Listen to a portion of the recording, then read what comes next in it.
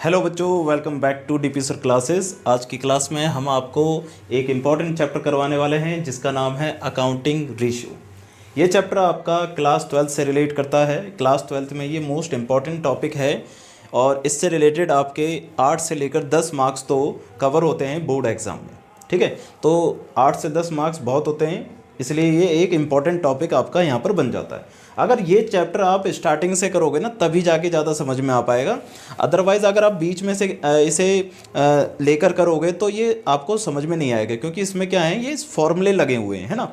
Accounting ratio chapter थोड़ा सा mathematically है, इसमें फॉर्मूले का ज़्यादा यूज़ हो रहा है। ठीक है, तो अगर आप स्टार्टिंग से समझोगे और सही तरीके से समझोगे तो ये चैप्टर आपका हो जाएगा। ठीक है, देखिए अकाउंटिंग जो रेशियो है, बेसिकली जो चैप्टर है ये फाइनेंशियल अकाउंटिंग या कंपनी अकाउंटिंग का नहीं है, ये है मैनेजमेंट अकाउंटिंग का। किसका चैप्टर है? मैनेजमेंट अकाउंटिंग का। ठीक है भाई, मैनेजमेंट अकाउंटिंग भी अकाउंटिंग ही होती है, बट वो मैनेजमेंट अकाउंटिंग में क्या होता है कि हम डिसीजन मेकिंग का काम करते हैं। जब आप कॉलेज में पहुंच जाओगे ना, तब आप एक मैनेजमेंट अकाउंटिंग नाम का सब्जेक्ट पढ़ोगे, तब उसमें आप अकाउंटिंग रेशियो यानी कि फाइनेंशियल एनालिसिस या अकाउंटिंग एनालिसिस नाम का एक चैप्टर पढ़ोगे, तो वही चीज़ है ये अकाउंटिंग रेशियो। ठीक है, अब देखिए अकाउंटिंग रेशियो जो चैप्टर है ये हम पढ़ते क्यों हैं? बेसिकली हम सारे चैप्टर के नाम समझते हैं। जैसे कि हमने शेयर्स वाला पढ़ा था, तो हमने पढ़ा था कि चलो कंपनी के अंदर शेयर्स का लेन देन होता है, तो हमने शेयर वाला चैप्टर पढ़ लिया। डिवेंचर का भी होता है तो डिवेंचर वाला पढ़ लिया। कंपनी के अंदर मतलब रिकन्सिलेशन होता है, रियलाइजेशन होता है, तो हमने ये पढ़ लिया। ठीक है, तो अकाउंटिंग रेशियो नाम का चैप्टर हम क्यों पढ़ रहे हैं? अकाउंटिंग रेशियो को पढ़ने की नीड क्यों है? देखिए मैनेजमेंट अकाउंटिंग आपको डिसीजन लेने की कैपेबिलिटी देती है, यानी कि डिसीजन मेकिंग बनाती है आपको। ठीक है, और अकाउंटिंग रेशियो भी यही काम करता है, डिसीजन मेकिंग का काम करता है, आपको डिसीजन लेने में हेल्प देता है। ठीक है ना, अकाउंटिंग रेशियो आपको डिसीजन लेने में हेल्प देता है। अब आप बोलोगे कि सर ये हेल्प कैसे देता है? ये हेल्प ऐसे देता है, देखिए अकाउंटिंग रेशियो में ना हम बहुत सारे रेशियो के बारे में पढ़ेंगे, जिसमें से एक एग्जाम्पल मैं पहले रेशियो का ही ले रहा हूँ, जो है करेंट रेशियो। ठीक है, करंट रेशियो में आपको ये बताया जाता है कि current assets upon current liabilities का जो रेशियो होता है उसको हम कहते हैं करंट रेशियो। ठीक है, अब अकाउंट्स ने क्या कर रखा है, अकाउंट्स ने पहले से ही इनके ना आइडल रेशियो दे रखे हैं। आइडल रेशियो का मतलब है कि अकाउंट्स के द्वारा अगर करंट रेशियो इतना होगा तो आपका बिजनेस क्या होगा, एक बढ़िया स्मूथ चलता होगा, है ना, आपके बिजनेस में कोई रुकावट नहीं आएगी। तो आइडल रेशियो जैसे करंट रेशियो का दे रखा है 2:1, इसे प्योर रेशियो भी कहते हैं। ठीक है, आइडल रेशियो का हो या प्योर रेशियो का, इससे कोई फर्क नहीं है। ये आपको दे रखा है 2:1 का दे रखा है। ठीक है, यानी कि अकाउंट्स ने आपको बता रखा है कि भाई करंट रेशियो 2:1 में होना चाहिए। अगर करंट रेशियो 2:1 में होगा ना तो आपका बिजनेस स्मूथ चल रहा होगा, आपके बिजनेस में कोई रुकावट नहीं आएगी। ठीक है, अब हम क्या करते हैं कि हम अपने बिजनेस का करंट रेशियो निकालते हैं। अपने बिजनेस का करंट रेशियो निकालते हैं। अगर मान के चलिए किसी व्यक्ति के बिजनेस का 3:1 आ रहा है, तो इसका मतलब क्या है कि इसका मतलब यह है कि 1 रुपये की लायबिलिटीज है और उसके पास करंट एसेट्स कितने की हैं? 3 रुपये की। 1 रुपये की लायबिलिटीज पर 3 रुपये की करंट एसेट्स लेके बैठा है, तो क्या ये व्यक्ति सही है? तो अकाउंट्स ने उसको गलत बोला है। क्यों बोला है अभी बताएंगे। अच्छा ये बताइए कि अगर किसी का करंट एसेट्स अपॉन में करंट लायबिलिटीज 1.5:1 आ रहा है, तो इसका मतलब क्या है कि 1 रुपये की उसकी लायबिलिटीज है, तो करंट एसेट्स लेके कितना बैठा है? 1.5 रुपये। तो अकाउंट्स ने इसको भी गलत बताया है। क्यों? क्योंकि अकाउंट्स ने तो बस एक चीज को सही बताया है, 2:1 को। क्यों बताया भाई? देखो ऐसा इसलिए बताया है कि मान के चलिए आपने करंट रेशियो निकाला, करंट रेशियो आया 1.5:1, तो अकाउंट्स ये कहती है कि आप कम से कम इतनी एसेट्स मेंटेन करके चलिए कि आपको पेमेंट करने में ज़्यादा दिक्कत ना आए। यानी कि अगर किसी व्यक्ति की 1 रुपये की लायबिलिटीज है ना, करंट लायबिलिटीज, तो उसे 2 रुपये मेंटेन करके चलने हैं, ताकि वो अपनी करंट लायबिलिटीज को पे करने के बाद भी आराम से बिजनेस को कर सके। बात समझ में आ रही है? अब होता क्या है, मान के चलिए आपका करंट एसेट्स और अपॉन में करंट लायबिलिटीज 1.5/1 आ गया, तो इसका मतलब ये हुआ कि आपकी लायबिलिटीज 1 रुपये की और एसेट्स आपके पास कितने की है? 1.5 रुपये की। तो यहाँ पर क्या है कि अगर सब ने हमसे एक साथ पैसे मांग लिए तो हमारे पास पैसे कम बचेंगे, तो हमारा बिजनेस कहीं ना कहीं मतलब स्टेबिलिटी उसकी कम हो सकती है। ठीक है ना। अब यहाँ पर क्या है, यहाँ पर आप बोलोगे यहाँ पर तो सही है भाई, यहाँ पर भी गलत है। क्यों गलत है? क्योंकि मान के चलो आपके पास करंट लाइबिलिटीज तो 1 रुपये की है, बट आप करंट एसेट्स 3 रुपये की लेके बैठे हो। भाई 3 रुपये की एसेट्स लेके क्यों बैठे हो आप इसमें से 1 रुपये की एसेट्स को क्या कर सकते हो, इन्वेस्ट कर सकते हो और उससे इनकम पा सकते हो। तो अकाउंटिंग रेशियो आपको ये बताना चाहते हैं कि आपके बिजनेस को सही चलाने के लिए कितना पैसा आपकी जेब में होना चाहिए और कितना पैसा आप इन्वेस्ट करो, ठीक है ना, या कितनी लाइबिलिटीज आप लेके बैठो और कितनी लाइबिलिटीज मतलब खुद की लगाओ। जैसे कि मान के चलो बिजनेस में ना क्या होता है कि हम अपना भी पैसा लगाते हैं और लोन लेके भी पैसा लगाते हैं। तो अकाउंटिंग रेशियो आपको ये बताएगा कि आप एक्सटर्नल लाइबिलिटीज कितनी रखो बिजनेस के अंदर और इंटरनल लाइबिलिटीज यानी कि कैपिटल कितनी रखो। बात समझ में आ रही है कि नहीं आ रही? तो अकाउंटिंग रेशियो से आपको यही हेल्प मिलेगी कि आपको ये पता चलेगा कि एक बिजनेस को चलाने के लिए आपको कितना पैसा अपना और कितना पैसा बाहर का लगाना चाहिए, कितनी करंट एसेट्स रखनी चाहिए, कितनी करंट लाइबिलिटीज रखनी चाहिए, ठीक है ना, और कितनी फिक्स एसेट्स रखनी चाहिए, कितनी फिक्स लाइबिलिटीज रखनी चाहिए। क्योंकि देखो हर बिजनेस में ना अगर ये सारी चीज़ें सही हो जाएंगी तो एक बिजनेस अच्छी तरीके से स्मूथली रन करेगा। बात समझ में आ रही है? तो अकाउंटिंग रेशियो जो है, अकाउंटिंग रेशियो आपको बस इतना समझाता है कि आपको बिजनेस चलाने के लिए क्या क्या चीज़ें कितनी कितनी क्वांटिटी में रखनी है। बात समझ में आ रही है? तो अकाउंटिंग रेशियो का कोई और ज़्यादा टॉपिक और ज़्यादा कंसेप्ट नहीं है, बस अकाउंटिंग रेशियो आपको यही चीज़ समझाता है कि एक बिजनेस को चलाने के लिए आपको क्या क्या चीज़ें कितनी कितनी मात्रा में चाहिए। बात समझ आ रही है? तो देखिए अकाउंटिंग रेशियो के अंदर जो होता है, रेशियोज कितने प्रकार के होते हैं?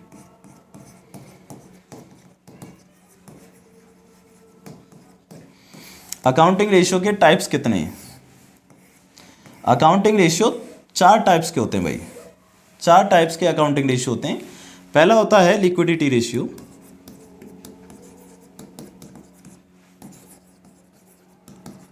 ठीक है। दूसरा होता है सॉल्वेंसी रेशियो,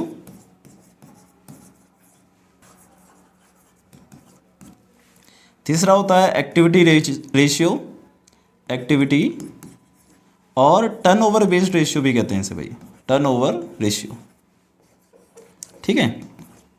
तीसरा होता है आपका प्रॉफिटेबिलिटी रेशियो। तो अकाउंट्स के अंदर आपके पास ना 4 प्रकार के रेशियो होते हैं, ठीक है। अकाउंट्स के अंदर कितने प्रकार के रेशियो होते हैं? अकाउंट के अंदर कितने प्रकार के रेशियो होते हैं? 4 प्रकार के रेशियो होते हैं। पहला होता है liquidity ratio, solvency ratio, activity और टर्नओवर बेस्ड रेशियो और प्रॉफिटेबिलिटी रेशियो, ठीक है ना। अब देखिए इनका अलग अलग काम है सबका।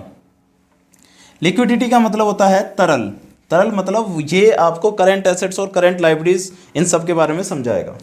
सॉल्वेंसी का मतलब होता है कि सॉल्वेंट मतलब जैसे कि इंसॉल्वेंट का मतलब दिवालिया होता है ना, सॉल्वेंट का मतलब एक अच्छा बिजनेस, ठीक है। एक अच्छे बिजनेस में क्या क्या चीज़ें चाहिए ये आपको बताएगा कि जैसे कि डेट के बारे में बताएगा, कर्ज और लोन के बारे में बताएगा, ठीक है ना। एक्टिविटी और टर्नओवर बेस्ड रेशियो क्या बताएगा आपको? टर्नओवर के जैसे आपको पता चल गया है कि आपको ये सेल के बारे में नॉलेज देगा, और प्रॉफिटेबिलिटी मतलब ये आपको प्रॉफिट के बारे में नॉलेज देगा, ठीक है ना, कि आपका ऑपरेटिंग प्रॉफिट का रेशियो कितना होना चाहिए, कितनी कैपिटल लगाने से कितना प्रॉफिट आना चाहिए, ये सारी चीज़ें ये बताएगा आपको, ठीक है ना।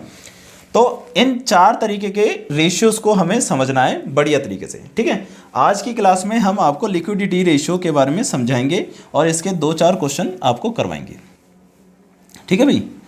तो लिक्विडिटी रेशियो के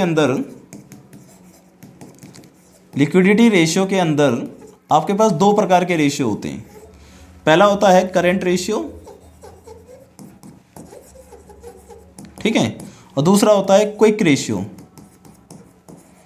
इसके और भी नाम है, क्विक रेशियो हो गया और एसिड बेस्ड रेशियो हो गया, ठीक, और एक और नाम है इसका लिक्विड रेशियो। तो मतलब ये 3 नामों से जाना जाता है। देखो पहला हो गया आपका लिक्विड रेशियो के अंदर 2 रेशियो होते हैं, लिक्विड रेशियो के अंदर 2 रेशियो होते हैं। पहला हो गया आपका करंट रेशियो, दूसरा हो गया आपका एसिड बेस्ड रेशियो, जिसको हम क्विक रेशियो या लिक्विड रेशियो भी कहते हैं, ठीक है ना। अब यहाँ पर क्या है कि हमें पहले से ही आइडल रेशियो दे रखे हैं इसके आइडल रेशियो क्या है? इसका आइडल रेशियो दे रखा है आपको 2:1, यानी कि अकाउंट्स ये कहती है कि करंट रेशियो का जो आइडल रेशियो है, करंट रेशियो लगभग 2:1 के बराबर होना चाहिए, और इस लिक्विड रेशियो का आइडल रेशियो आपको दे रखा है क्वेश्चन के अंदर, मतलब सॉरी अकाउंट्स के अंदर 1:1। ठीक है, इसके बारे में आपको 1:1 के रेशियो के बारे में बता रखा है। ठीक है, अब हम समझते हैं इसमें करेंट रेशियो के बारे में कि करेंट रेशियो के अंदर क्या क्या आता है और करेंट रेशियो क्या क्या होता है। तो करेंट रेशियो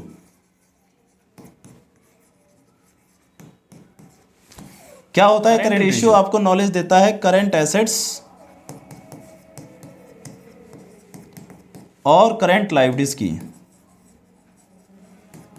ठीक है, यानी कि ये आपको बताता है current ratio equal to current assets upon में करंट लायबिलिटीज। इस चीज को आप निकालोगे तो आपके पास निकल के आएगा करंट रेशियो। क्या बताता है ये आपको कि आपके पास कितनी करंट एसेट्स और कितनी करंट लायबिलिटीज हैं रेशियो के अनुसार, है ना। रेशियो के अनुसार करंट एसेट्स और करंट लायबिलिटीज का रेशियो क्या चल रहा है, ये आपको करंट रेशियो आपको समझाता है। अब करंट रेशियो के अंदर जो हमारे पास ये करंट एसेट्स हैं ये क्या क्या होती हैं, तो देखिए करंट एसेट्स जो होती हैं, करंट एसेट्स के बारे में बेसिकली सबको पता होता है क्योंकि ये हमने 11th क्लास में सही से पढ़ रखी होती हैं। करंट एसेट्स के अंदर देखो नॉर्मली क्या क्या चीज़ें आती हैं समझते हैं। सबसे पहली चीज़ आती है कैश, फिर दूसरा आता है कैश इक्विवेलेंट जिसके अंदर आप बैंक को लिख सकते हैं, ठीक है ना। फिर तीसरा क्या आता है मार्केटेबल सिक्योरिटी। मार्केटेबल सिक्योरिटी, देखो मार्केटेबल सिक्योरिटी का मतलब क्या होता है? मार्केटेबल सिक्योरिटी का मतलब होता है कि आपने शेयर्स खरीद रखे हैं, आपने डिबेंचर खरीद रखे हैं शॉर्ट टर्म वाले, ठीक है ना। तो ये सारे मार्केटेबल सिक्योरिटीज़ में आते हैं। और क्या क्या आता है? इन्वेंट्री। अब एक चीज़ ध्यान रखने वाली बात है कि इन्वेंट्रीज के अंदर ना आपके पास जो इन्वेंट्रीज होती है ना, देखो इन्वेंट्रीज का मतलब होता है रॉ मटेरियल, बट एक रॉ मटेरियल के अंदर ना कुछ कंपनीज ऐसी होती हैं जो कुछ सामान और भी रखती हैं। जैसे कि मान के चलिए आप एक मैन्युफैक्चरिंग कंपनी लीजिए, कार मैन्युफैक्चरिंग कंपनी है ना। तो कार मैन्युफैक्चरिंग कंपनी के पास क्या होता है, उसके पास रॉ मटेरियल के साथ साथ उसके लूज टूल भी रखे होते हैं। जैसे कि कार मैन्युफैक्चरिंग कंपनी क्या करती है, प्लास और जो कीज़ होती हैं उनका इस्तेमाल करती है, तो उन चीज़ों को वो कहते हैं लूज टूल। अब ये लूज टूल का भी वो थोड़ा सा स्टॉक रखते हैं। जैसे कि मान के चलिए कल को कोई स्क्रू ड्राइवर खो गया या प्लास खो गया, तो अब वो फिर क्या करेंगे, दुकान से लेके थोड़ी आएंगे, वो जल्दी से अपने रॉ मटेरियल में से उसको निकाल लेंगे। तो इसका मतलब क्या है, कुछ कंपनीज अपने रॉ मटेरियल में लूज टूल को इंक्लूड करके रखती हैं, बट वो जो लूज टूल होता है वो सेल पर्पज से नहीं होता। तो सेल पर्पज से नहीं होता तो हम इस करंट रेशियो में उसका इस्तेमाल नहीं करते। तो ध्यान रखने वाली बात यह है कि जब आप इन्वेंट्रीज ले लो, इन्वेंट्रीज को ऐड करोगे तो ध्यान रखना उसमें से एक्सक्लूड करना पड़ेगा लूज टूल को। लूज टूल को क्या करना पड़ेगा, एक्सक्लूड करना पड़ेगा। ध्यान रखना क्या क्या आ गया, cash plus cash equivalent plus marketable securities plus inventory, जिसमें से एक्सक्लूड कर दोगे loose tool, plus debtor plus prepaid expenses plus accrued income. अब ये प्रीपेड एक्सपेंसेस क्या होते हैं ये आप सब जानते हैं। प्रीपेड का मतलब होता है पहले पे करना, है ना। अगर आपने कोई खर्चे पहले पे कर दिए तो वो आपके लिए प्रीपेड एक्सपेंसेस है, वो आपकी एसेट्स बन जाती हैं, है ना। और एक्रूड इनकम मतलब होता है अर्न बट नॉट रिसीव्ड। आपने कमा तो लिए बट आपको रिसीव नहीं हुए, तो कमा लिए रिसीव नहीं हुए तो कभी ना कभी तो मिलेगी। तो अभी के लिए वो हमारे क्या हो जाएगी, करंट एसेट्स के नाम पे लिखी जाएगी। बात समझ आ रही है। और क्या क्या आ सकता है इसमें, और आ सकता है आपके पास plus short term investment, short term investment plus short term loans and advance. ध्यान रखना ये जो वर्ड है ना लोन्स एंड एडवांस, ये लोन्स एंड एडवांस जब भी वर्ड आ जाएगा ये आपके एसेट्स को शो करता है। जब ओनली लोन लिखा आएगा तो वो लोन है लाइबिलिटीज वाला, और लोन एंड एडवांस लिखा होगा तो वो आपके लिए क्या है, एसेट्स मानी जाती है। बात समझ आ रही है। तो ध्यान रखना कि करंट एसेट्स के अंदर ये सारी चीज़ें आपकी आती हैं, ठीक है। इन्हें नोट कर लो फटाफट से सही तरीके से एक जगह पर कि भाई करंट एसेट्स के अंदर क्या क्या आती हैं, cash plus cash equivalent plus marketable securities plus inventories but exclude loose tool plus debtor plus prepaid expenses plus accrued income plus short term investment plus short term loan and advances. ठीक है ना, और भी बहुत सारी चीज़ें आती हैं, ऐसा नहीं है कि बस यही चीज़ आती है, बट मैंने एक बेसिक आपको चीज़ें बता दी कि भाई इतनी चीज़ें तो आती हैं और बाकी चीज़ें अगर आएंगी तो क्वेश्चन के अकॉर्डिंग हम देख लेंगे। बात समझ आ रही है? ये तो हो गया करंट एसेट्स के बारे में। अब करंट लायबिलिटीज के बारे में क्या आता है? करंट लायबिलिटीज,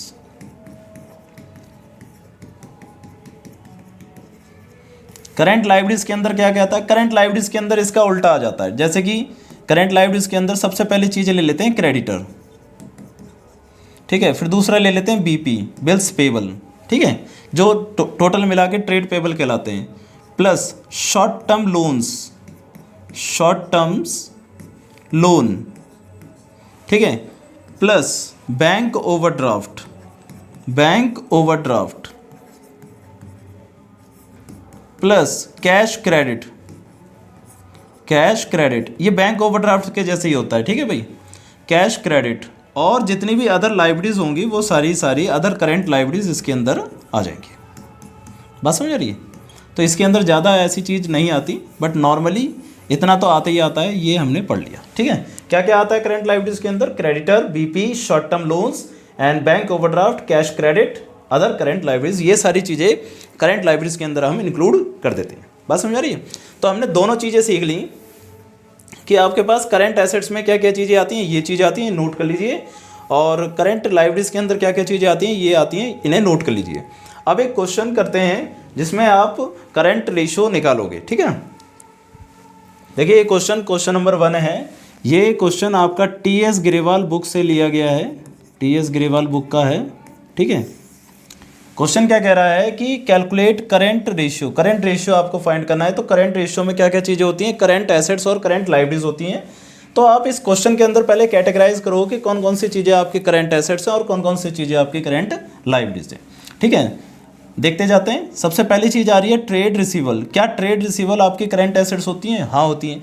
ट्रेड रिसीवल के अंदर क्या क्या आते हैं? डेटर आते हैं और बीआर आता है, तो ये करंट एसेट्स होगी आपके पास। ठीक है, प्रीपेड एक्सपेंसेस, ये तो हमने लिखवाया अभी कि प्रीपेड एक्सपेंसेस क्या होती है? करंट एसेट्स होती है। एक्रूड इनकम, इसको भी लिखवाया, ये करंट एसेट्स होती है। Cash and cash equivalent, cash तो हमारी करंट एसेट्स होती ही होती है। ठीक है, शॉर्ट टर्म इन्वेस्टमेंट, इन्वेस्टमेंट हमने कहीं पर इन्वेस्ट कर रखा है, वो हमारे लिए करंट एसेट्स हैं, क्योंकि शॉर्ट टर्म है ना, लॉन्ग टर्म होती तो नहीं होती। मशीनरी हमारी करंट नहीं है, ये हमारी फिक्स होती है, तो इसके अंदर यहाँ पर ये नहीं आएगा। बीपी, बिल्स पेबल आपकी करंट लायबिलिटीज होती है। सन्ड्री क्रेडिटर्स, ये आपकी लायबिलिटीज है, क्रेडिटर्स हैं।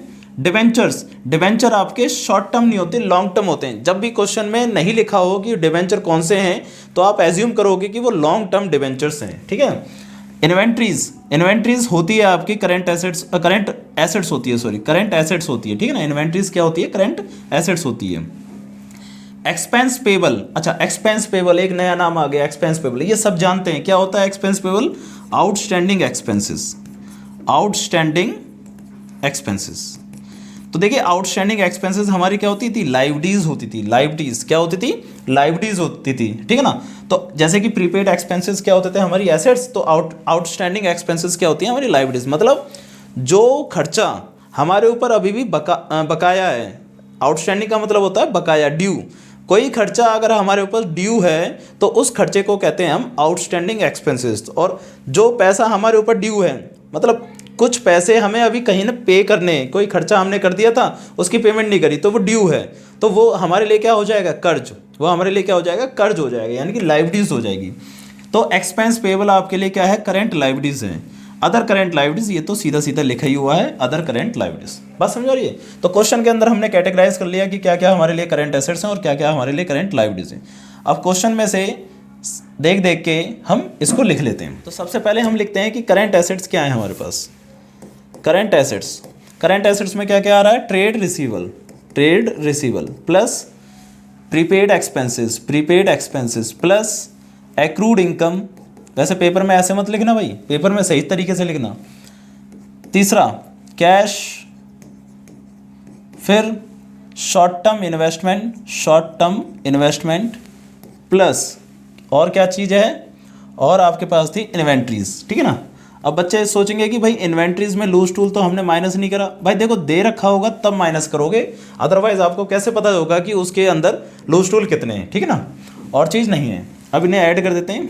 ट्रेड रिसीवल आपके पास है 4 लाख रुपए का, प्लस प्रीपेड एक्सपेंसेस है 20,000 रुपये का, प्लस एक्रूड इनकम है 20,000 रुपये की, प्लस कैश है आपके पास 60,000 रुपये का, शॉर्ट टर्म इन्वेस्टमेंट है 40,000 रुपये की, ठीक है, और इन्वेंट्रीज है आपके पास कितने की, 80,000 रुपये की, ठीक है। अब इसको ऐड कर देते हैं हम, 4,20,000 20 40, और ये हो गया 5,00,000 5,40,000, और ये हो गया 6,20,000 रुपये। तो ये हो गया 6,20,000 रुपये, ठीक है भाई। तो 6,20,000 की आपकी करंट एसेट्स आ गई। अब करंट लाइबिलिटीज़ के बारे में देख लेते हैं। करंट लाइबिलिटीज़ में क्या क्या था आपके पास। करंट लाइबिलिटीज़ में सबसे पहली चीज़ आ रही थी बीपी, प्लस दूसरा है क्रेडिटर्स, प्लस फिर है आपके पास expense payable, plus other current liabilities, plus expense payable के बाद प्लस अदर करंट लाइबिलिटीज, ठीक है। बीपी कितने की थी आपके पास, 60,000 रुपये की। क्रेडिटर कितने के थे आपके पास, 1,60,000 रुपये के। एक्सपेंस पेबल आपके पास कितने का था, 80,000 रुपये का, 80,000 रुपये, ठीक है, प्लस अदर करंट लाइबिलिटीज थी 10,000 रुपये, ठीक। इन सबको ऐड करेंगे, 1,60,000 और ये 60,000, 2,20,000, 3,00,000 और 3,10,000, यह आ गया 3,10,000 रुपये, ठीक है भाई। तो आपके पास करंट एसेट्स भी आ गई 6,20,000 की, और करंट लाइबिलिटीज भी आ गई 3,10,000 की। तो अब आपको निकालना है करंट रेशियो, करंट रेशियो, ठीक है। करंट रेशियो निकालना है आपको, करंट एसेट्स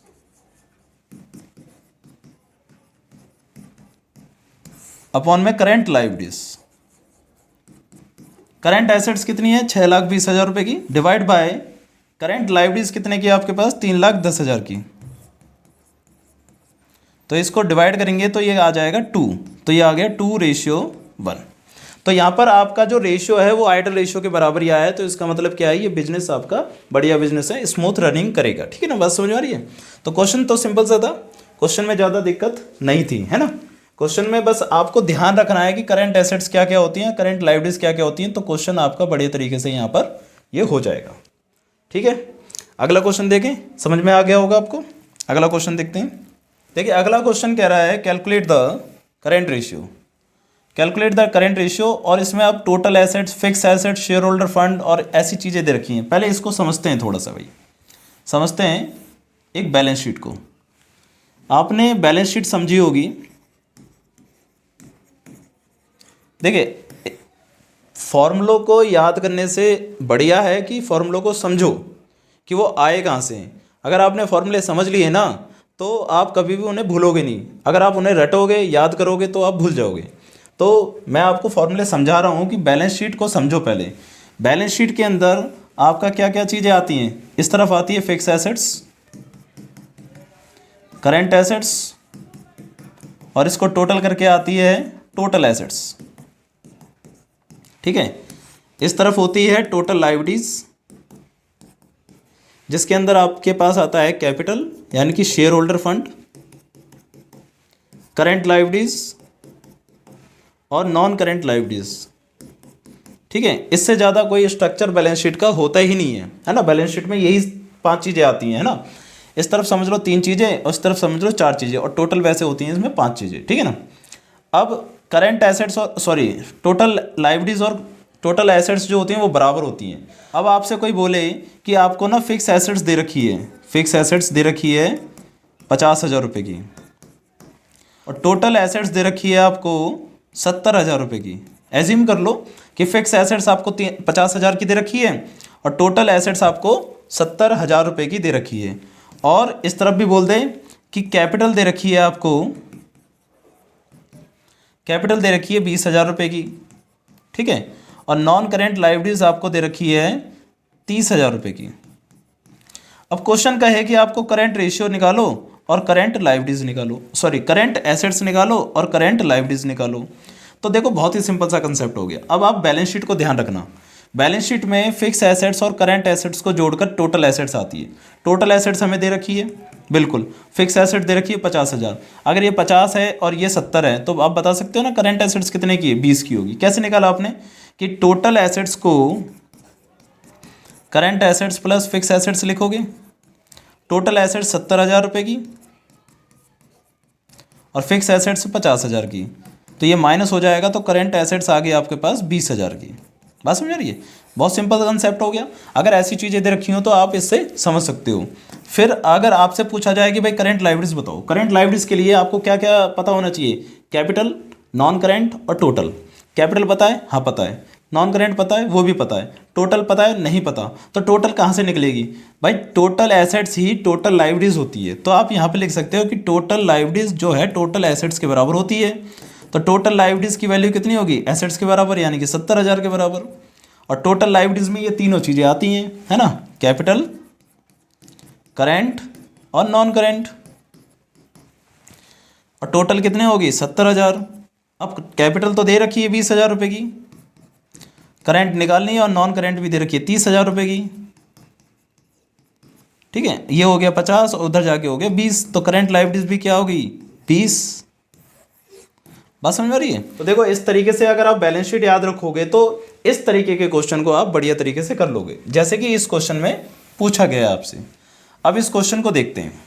तो देखो इस क्वेश्चन में क्या निकालना है आपको, करंट रेशियो निकालना है। तो करंट रेशियो निकालने के लिए आप इन चीज़ों को देखो और बैलेंस शीट बना लो, एक बैलेंस शीट बना लो सॉल्यूशन के तौर पर। रफली बैलेंस शीट बनाना कि देखो सबसे पहली चीज़ क्या दे रखी है, टोटल एसेट्स। टोटल एसेट्स कितनी होगी आपके पास, 7.5 लाख रुपए, ये आ गई टोटल एसेट्स। ठीक है, और फिक्स एसेट्स कितनी दे रखी है, 4 लाख रुपए। तो फिक्स एसेट्स इधर आती है 4 लाख रुपए की। फिर है शेयर होल्डर फंड, तो कैपिटल यहाँ पर आती है आपके पास, ठीक है ना, कितने की है, 5 लाख रुपए की। ठीक है, नॉन करेंट लायबिलिटीज, तो नॉन करेंट लायबिलिटीज यहाँ पर आती है आपकी 2 लाख रुपए की। और फिर है नॉन करेंट इन्वेस्टमेंट, तो नॉन करेंट इन्वेस्टमेंट क्या होती है भाई, इन्वेस्टमेंट क्या होती है, एसेट्स होती है। नॉन करेंट मतलब फिक्स एसेट्स ही है। तो फिक्स एसेट्स के अंदर एक नॉन करेंट इन्वेस्टमेंट के नाम से और चीज़ आ जाएगी, तो फिक्स एसेट्स हो जाएगी आपके पास 2.5 लाख की और बढ़ जाएगी। बस समझ आ रही है। तो करंट एसेट्स हमारे पास नहीं पता यहाँ पर, ठीक है, और करंट लायबिलिटीज हमें यहाँ पर नहीं पता, बट ये पता है कि ये 7.5 है, तो ये भी कितनी हो जाएगी, 7.5 लाख रुपए टोटल लायबिलिटीज। बात समझ आ रही। अब इस फॉर्मेट के अकॉर्डिंग आप क्या निकाल सकते हो, अब आप करंट एसेट्स और करंट लायबिलिटीज को निकाल सकते हो। कैसे निकाल सकते हो, देखो अब क्वेश्चन के अंदर total assets equal to fix assets plus short term, sorry, plus non current investment, non current investment, ठीक है, और प्लस करेंट एसेट्स, ऐसे लिख देंगे। अब टोटल एसेट्स आपके पास कितनी है, 7.5 लाख रुपए की। फिक्स एसेट्स कितने की है आपके पास, फिक्स एसेट्स है आपके पास 4 लाख रुपए की। और नॉन करेंट इन्वेस्टमेंट कितने की है, 2.5 लाख रुपए की। प्लस करेंट एसेट्स आपको निकालनी है, इन दोनों को जोड़कर इधर ले आओ, तो 7.5 लाख माइनस 4 और 2.5 कितना हो गया, 6.5 लाख। तो 6.5 लाख रुपए इधर आ जाएगा। तो करंट एसेट्स आपके पास आ जाएगी कितने की, 1 लाख रुपए की। करंट एसेट्स कितने की आ जाएगी, 1 लाख रुपए की करंट एसेट्स यहाँ पर आ जाएगी आपके पास। बात समझ आ रही है। अब इसी प्रकार से करंट लायबिलिटीज निकालनी है आपको। टोटल लायबिलिटीज कितनी दे रखी है आपको, total liabilities equal to capital plus non current liabilities plus current liabilities, ऐसे दे रखा होता है।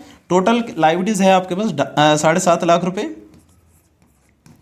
टोटल लायबिलिटीज 7.5 लाख रुपए। कैपिटल दे रखी है आपको 5 लाख रुपए की।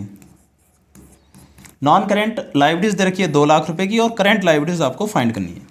तो ये हो गया आपके पास कितना, 5 लाख और 2 लाख, 7 लाख। 7 लाख इधर आएगा तो ये हो जाएगा 7.5 lakh minus 7 lakh equal to current liabilities. तो ये आ गया आपके पास 50,000। तो ये आ गया आपके पास 50,000। बात समझ आ रही है। तो करंट एसेट्स आपके पास कितनी आ गई, करंट एसेट्स 1 लाख आ गई और करंट लायबिलिटीज आ गई आपके पास 50,000। तो अगर अब करंट रेशियो निकाला जाए तो करंट एसेट्स अपॉन में करंट लायबिलिटीज, तो 1 लाख डिवाइड बाय 50,000, तो ये कट के आ गया आपके पास 2। तो 2:1 ये भी आपका रेशियो आ गया, मतलब इसका भी 2:1 ही आइडल रेशियो के बराबर ही क्वेश्चन आ रहा है। बात समझ में आ रही है?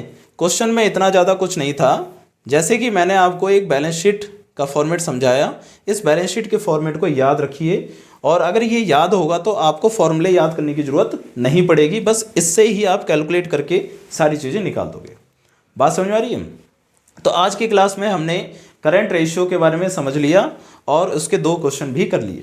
अगली क्लास में हम करंट रेशियो के और भी क्वेश्चन लाएंगे और क्विक रेशियो के बारे में भी समझाएंगे। ठीक है, तो अगर आपको वीडियो अच्छी लगी हो तो लाइक और सब्सक्राइब जरूर करें और शेयर भी कर देना भाई अपने दोस्तों में। ठीक है, तो मिलते हैं फिर अगली क्लास में अगली वीडियो के साथ, जब तक के लिए बाय बाय।